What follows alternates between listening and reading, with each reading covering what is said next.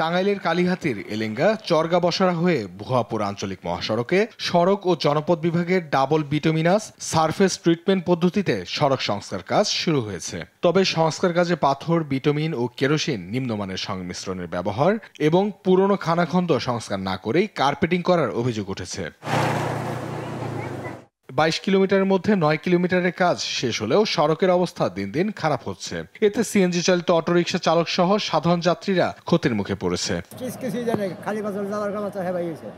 পায়ের উপরে লাগা পারে, চোখেও তো লাগতে পারে, খুদ হইতে পারে। যে খোয়াড়া দিচ্ছে এই খোয়ার নিগা চাকা দিনে ওদের দুইবার করে লিক হইতেছে।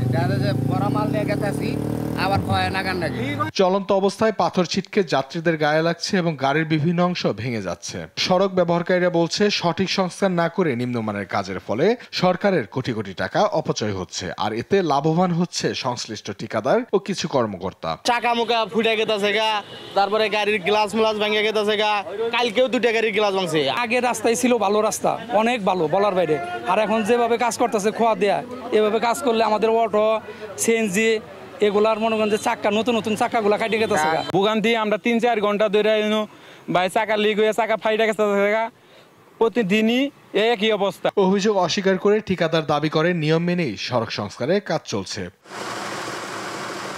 ঊর্ধ্বতন কর্মকর্তারা যেভাবে নির্দেশ দিয়েছে সেভাবেই কাজ হচ্ছে। ভিটামিনের কাজ এভাবেই হয় বলে জানান কার্য সহকারী। এভাবেই পাথর এভাবেই করা হয় এবং রোলার এই ভিটামিনের কাজ এভাবে, স্যাররা এটা যেভাবে বলছে ঠিক সেভাবে কাজ হচ্ছে।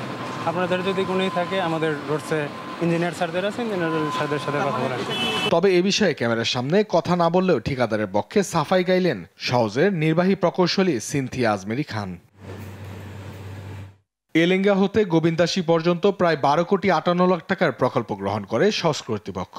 চলতি বছর জুনেই কাজ শেষ হওয়ার কথা রয়েছে। তবে গত বছর 2বার এই সড়ক সংস্কার করেছে সস কর্তৃপক্ষ। নিউজ ডেস্ক, দেশ টিভি।